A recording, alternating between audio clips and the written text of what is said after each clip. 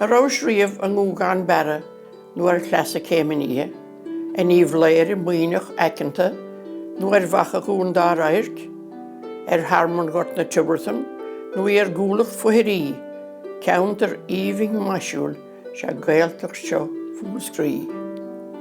An siúd a bheir féheasa ag fuim asa an taláin, na héin go bíing ag cantaíocht géaga is cnocáin. Caoimhe cuathir chranamh an sionnach glic imníoch, an fia is a os de gachach leas a glas fúscrí.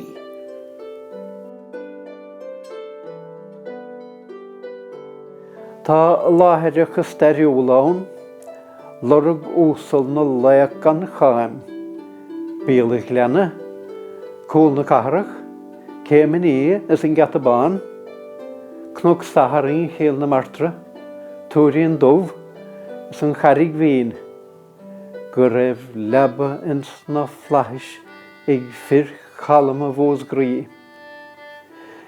Ceantar mór Chultúir de cheol is de litríocht, hí Ealaín Ní Churraoin ó riada agus Máire Ní Churraoin an tathair pedar, is bes cráin an bhéal bhíing.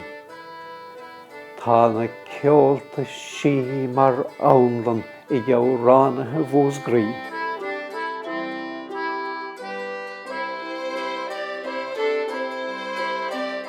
Tá fáthracha creideamh gur mhór a glú agus a gáil. Tá fún bara, gobnid, lachdaín agus néamhabáin. De bhar an éireacht creideamh seo le paillir agus le hairí. Den ón géar lenúint an tasnaigh phobal fúscrí. Má hiúlann tú glánta is sléite ó thóirí go cúlaí. Beidh ráirceanna na hÉireann le hanúcha agus le plé. Ach ní léonard cod deithrécha, de bhaisithe, de chríd. Leis an gceantar Ealaín Muirge, fúscrí glas Éalaín.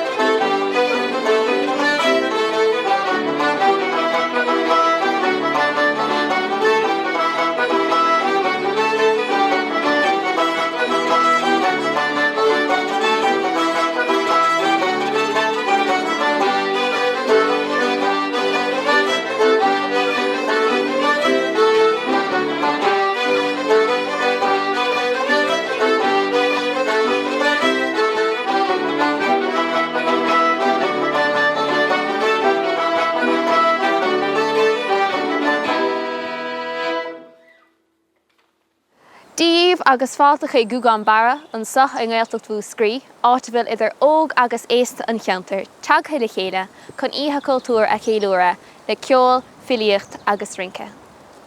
De chúla sibh seanóirí na háite an son, le dáin de chuid dónal ó héalathe ó chúlé, dar bhenim ceantar glas fúscrí, léirithe ag moréad Benny Leonard, Seán an Mhuinecáin agus Máire Ní Churraoin.